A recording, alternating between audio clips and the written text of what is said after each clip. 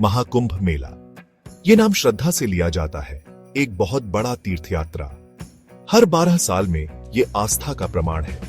लाखों लोग प्रयागराज में इकट्ठा होते हैं। ये पवित्र शहर जहां गंगा, यमुना और सरस्वती नदियां मिलती हैं। ये संगम हिंदुओं के लिए एक पवित्र स्थान है।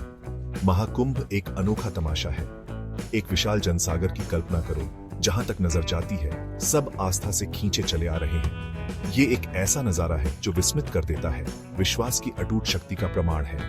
हवा उत्साह से गूंज रही है। जीवन के सभी क्षेत्रों के भक्त भगवा वस्त्र या साधारण कपड़े पहने अपने दिलों में आशा लेकर आते हैं। आशीर्वाद, क्षमा और ईश्वर से जुड़ने की चाहत में वातावरण रोमांचक है, भक्ति और प्रत्याशा से भरा हुआ है।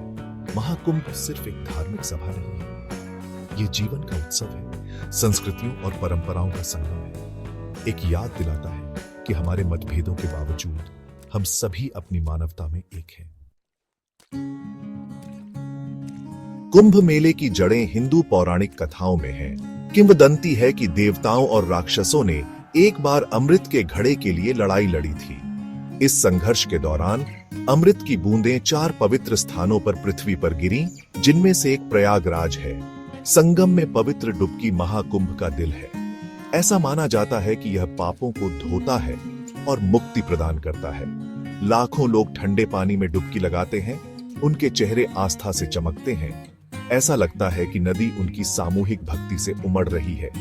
कुंभ मेले की तिथियां खगोलीय गतियों से निर्धारित होती हैं। इस साल यह 13 जनवरी को शुरू हुआ और 26 फरवरी तक चलेगा। प्रमुख स्नान तिथियां जैसे बसंत पंचमी और माघी पूर्णिमा भक्तों की ओर भी अधिक आमद देखती है। महाकुंभ का विशाल पैमाना चौंका देने वाला है। इस साल 42 करोड़ से ज्यादा तीर्थयात्रियों ने भाग लिया। यह अमेरिका और कनाडा की संयुक्त जनसंख्या से भी ज्यादा है। यह पृथ्वी पर सबसे बड़ा शांतिपूर्ण जमावड़ा है। आस्था की शक्ति का प्रमाण है। महाकुंभ इंद्रियों के लिए एक उत्सव है। हवा में अगरबत्ती और भजनों के जाप की खुशबू घुली हुई है। रंगीन झंडे हवा में लहराते हैं।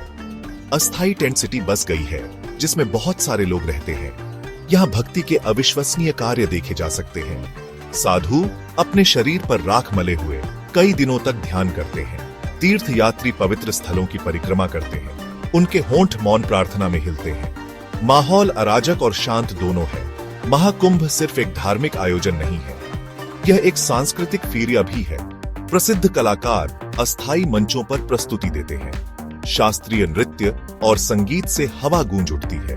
कहानीकार हिंदू पौराणिक कथाओं की कहानियों से दर्शकों को मंत्रमुग्ध कर देते हैं। इस साल के महाकुंभ में कई नामी हस्तियों ने शिरकत की है। राष्ट्रपति और कई मुख्यमंत्रियों सहित राजनीतिक हस्तियों ने इस अवसर की शोभा बढ़ाई। लॉरेन पॉवेल जॉब्स का प्रयागराज हवाई अड्डे से आना और जाना सुर्खियों में रहा। यह शहर से 93 साल में पहली अंतरराष्ट्रीय उड़ान थी। महाकुंभ भारत की विविधता का प्रमाण है। जीवन के सभी क्षेत्रों के लोग देश के कोने कोने से एक साथ आते हैं। वे अलग अलग भाषाएं बोलते हैं, अलग अलग रीति रिवाजों का पालन करते हैं, फिर भी वे अपनी आस्था से एकजुट हैं। इस साल महाकुंभ में अंतर्राष्ट्रीय भागीदारी भी देखने को मिली। पाकिस्तान से 68 हिंदू तीर्थयात्रियों के एक समूह ने इस आयोजन में भाग लिया। उनकी उपस्थिति आस्था की एकीकरण शक्ति को उजागर करती है। यह सीमाओं और मतभेदों से परे है। बेशक इतने बड़े आयोजन का प्रबंधन करना कोई छोटी उपलब्धि नहीं है। सुरक्षा सुनिश्चित करने के लिए अधिकारियों ने उन्नत तकनीक का इस्तेमाल किया है। ड्रोन भीड़ की आवाजाही पर नजर रखते हैं। एआई संसाधनों के प्रबंधन और संभावित मुद्दों की भविष्यवाणी करने में मदद करता है। महाकुंभ मेला किसी और अनुभव से बिल्कुल अलग है। यह आस्था की यात्रा है, संस्कृति का उत्सव है और मानवता की स्थायी भावना का प्रमाण है।